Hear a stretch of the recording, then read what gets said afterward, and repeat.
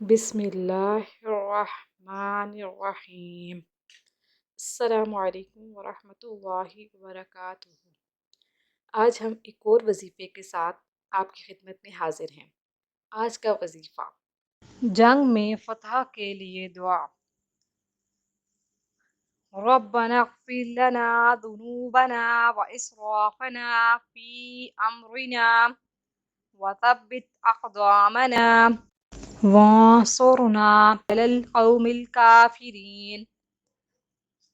ترجمہ: اے ہمارے رب،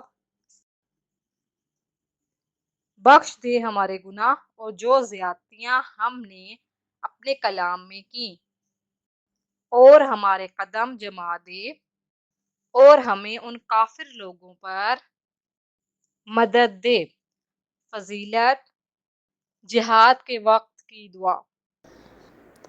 مزید وظائف کے لیے ہمارے چینل کو وزٹ کرنا مت بھولیے گا، اور جاتے جاتے ہمارے چینل کو سبسکرائب کر دیجیے۔